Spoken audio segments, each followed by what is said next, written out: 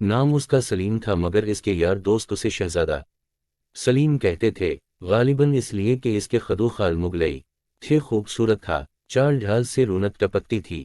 اس کا باپ Pakistan public works کے دفتر میں ملازم تھا، تنخواہ زیادہ سے زیادہ 100 روپے ہوگی مگر بڑے ٹھاٹ سے رہتا، ظاہر ہے کہ رشوت کھاتا تھا۔ یہی وجہ ہے کہ سلیم اچھے سے اچھا کپڑا پہنتا، جیب خرچ بھی اس کو کافی ملتا، اس لیے کہ وہ اپنے والدین کا اکلوتا لڑکا تھا۔ جب کالج میں تھا تو کئی لڑکیاں اس پر جان چھڑکتی تھی مگر وہ بے اعتنائی برتتا، آخر اس کی آنکھ ایک شوخ واؤشنگ لڑکی جس کا نام سیما تھا لڑ گئی۔ سلیم نے اس سے راہ واؤ رسم پیدا کرنا چاہا، اسے یقین تھا کہ وہ اس کی التفات حاصل کر لے گا، نہیں وہ تو یہاں تک سمجھتا تھا کہ سیما اس کے قدموں پر گر پڑے گی اور اس کی ممنون واؤ متشکر ہوگی کہ اس نے محبت کی نگاہوں سے اسے دیکھا۔ ایک دن کالج میں سلیم نے سیما سے پہلی بار مخاطب ہو کر کہا، آپ کتابوں کا اتنا بوجھ اٹھائے ہوئی ہے، لائیے مجھے دے دیجئے، میرا تانگا باہر موجود ہے، آپ کو اور اس بوجھ کو آپ کے گھر تک پہنچا دوں گا۔ سیما نے اپنی بھاری بھرکم کتابیں بغل میں دابتے ہوئے بڑے خشک لہجے میں جواب دیا، آپ کی مدد کی مجھے کوئی ضرورت نہیں، بہرحال شکریہ ادا کیے دیتی ہوں۔ شہزادہ سلیم کو اپنی زندگی کا سب سے بڑا صدمہ پہنچا، چند لمحات کے لیے وہ اپنی خفت مٹاتا رہا۔ اس کے بعد اس نے سیما سے کہا، عورت کو مرد کے سہارے کی ضرورت ہوتی ہے، مجھے حیرت ہے کہ آپ نے میری پیشکش کو کیوں ٹھکرا دیا۔ سیما کا لہجہ اور زیادہ خشک ہو گیا، عورتوں کو مرد کے سہارے کی ضرورت ہوگی مگر فی الحال مجھے ایسی کوئی ضرورت محسوس نہیں ہوتی، آپ کی پیشکش کا شکریہ میں ادا کر چکی ہوں، اس سے زیادہ آپ اور کیا چاہتے ہیں؟ یہ کہہ کر سیما چلی گئی۔ شہزادہ سلیم جو انارکلی کے خواب دیکھ رہا تھا آنکھیں جھپکتا رہ گیا۔ اس نے بہت بری طرح شکست کھائی تھی، اس سے قبل اس کی زندگی میں کئی لڑکیاں آ چکی تھیں جو اس کے ابرو کے اشارے پر چلتی تھیں مگر یہ سیما کیا سمجھتی ہے اپنے آپ کو، اس میں کوئی شک نہیں کہ خوبصورت ہے۔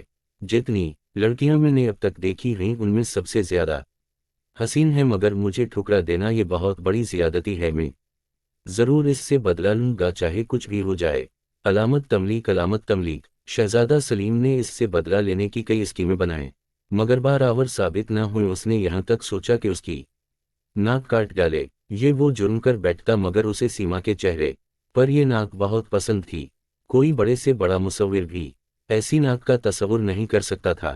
سلیم تو اپنے ارادوں میں کامیاب نہ ہوا مگر تقدیر نے اس کی مدد کی، اس کی والدہ نے اس کے لیے رشتہ ڈھونڈنا شروع کیا۔ نگاہ انتخاب آخر سیما پر پڑی جو اس کی سہیلی کی لڑکی تھی۔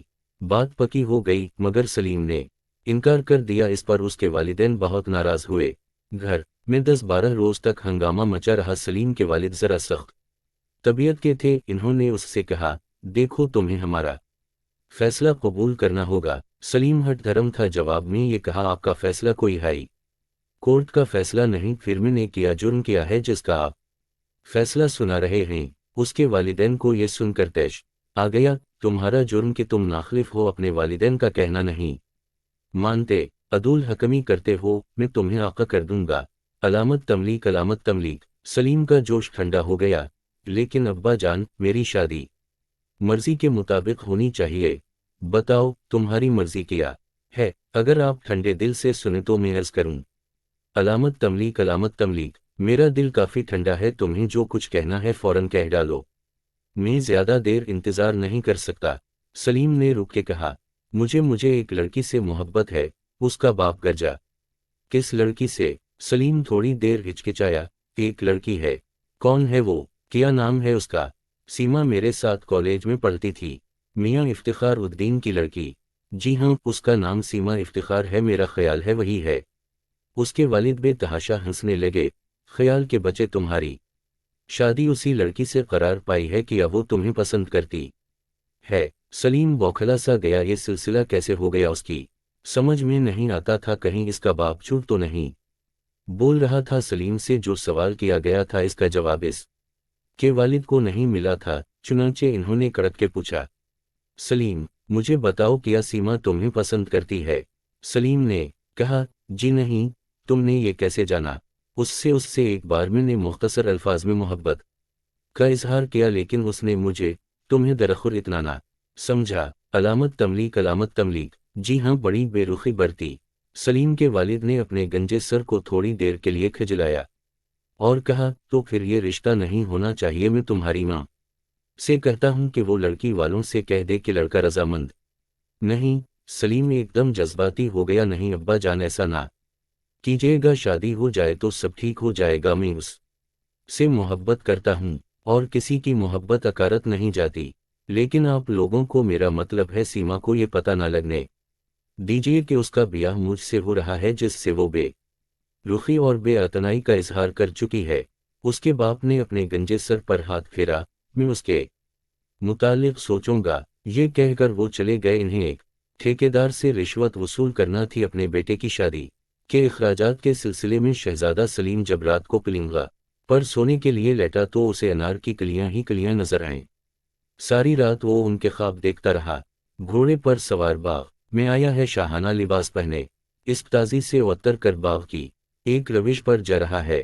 کیا دیکھتا ہے کہ سیما انار کے بوٹے کی سب سے اونچی شاخ سے ایک نوخیز کلی توڑنے کی کوشش کر رہی ہے۔ اس کی بھاری بھرکم کتابیں زمین پر بکھری پڑی ہیں، زلفیں الجھی ہوئی ہیں اور وہ اچک اچک کر اس شاخ تک اپنا ہاتھ پہنچانے کی کوشش کر رہی ہے، مگر ہر بار ناکام رہتی ہے۔ وہ اس کی طرف بڑھا، انار کی جھاڑی کے پیچھے چھپ کر اس نے اس شاخ کو پکڑا اور جھکا دیا۔ سیما نے وہ کلی توڑ لی جس کے لیے وہ اتنی کوشش کر رہی تھی، لیکن فوراً اسے اس بات کا احساس ہوا کہ وہ شاخ نیچے کیسے جھک گئی۔ وہ ابھی یہ سوچ ہی رہی تھی کہ شہزادہ سلیم اس کے پاس پہنچ گیا۔ سیما گھبرا گئی، لیکن سنبھل کر اس نے اپنی کتابیں اٹھائیں اور بغل میں دابلیں انارکلی اپنے جوڑے میں رس لی اور یہ خشک الفاظ کہہ کر وہاں سے چلی گئی، آپ کی امداد کی مجھے کوئی ضرورت نہیں، بہرحال شکریہ ادا کیے دیتی ہوں۔ تمام رات وہ اسے قسم کے خواب دیکھتا رہا۔ سیما، اس کی بھاری بھرکم کتابیں، انار کی کلیاں اور شادی کی دھوم دھام۔ شادی ہو گئی۔ شہزادہ سلیم نے اس تقریب پر اپنی انار کلی کی ایک جھلک بھی نہیں دیکھ پائی تھی۔ وہ اس لمحے کے لیے تڑپ رہا تھا جب سیما اس کی آغوش میں ہوگی۔ وہ اس کے اتنے پیار لے گا کہ وہ تنگ آ کر رونا شروع کر دے گی۔ سلیم کو رونے والی لڑکیاں بہت پسند تھیں۔ اس کا یہ فلسفہ تھا کہ عورت جب رو رہی ہو تو بہت حسین ہو جاتی ہے۔ اس کے آنسو شبنم کے قطروں کے مانند ہوتے ہیں جو مرد کے جذبات کے پھولوں پر ٹپکتے ہیں، جن سے اسے ایسی راحت، ایسی فرحت ملتی ہے جو اور کسی وقت نصیب نہیں ہو سکتی۔ رات کے 10 بجے دولہن کو حجرہ عروسی میں داخل کر دیا گیا۔ سلیم کو بھی اجازت مل گئی کہ وہ اس کمرے میں جا سکتا ہے۔ لڑکیوں کی چھیڑ چھاڑ اور رسم رسوم سب ختم ہو گئی تھیں۔ وہ کمرے کے اندر داخل ہوا۔ پھولوں سے سجی ہوئی مسہری پر دولہن گھونگھٹ کاڑھے ریشم کی گٹری سی بنی بیٹھی تھی۔ شہزادہ سلیم نے خاص اہتمام کر لیا تھا کہ پھول انار کی کلیاں ہوں۔ وہ دھڑکتے ہوئے دل کے ساتھ مسہری کی طرف بڑھا اور دولہن کے پاس بیٹھ گیا۔ کافی دیر تک وہ اپنی بیوی سے کوئی بات نہ کر سکا۔ اس کو ایسا محسوس ہوتا تھا کہ اس کی بغل میں کتابیں ہوں گی جن کو وہ اٹھانے نہیں دے گی۔ آخر اس نے بڑی جرأت سے کام لیا اور اسے کہا، سیما۔ یہ نام لیتے ہی اس کی زبان خشک ہو گئی، لیکن اس نے پھر جرأت فراہم کی اور اپنی دولہن کے چہرے سے گھونگھٹ اٹھایا اور بھونچکارا گیا۔ یہ سیما نہیں تھی، کوئی اور ہی لڑکی تھی۔ انار کی ساری کلیاں اس کو ایسا محسوس ہوا کہ مرجھا گئی ہیں۔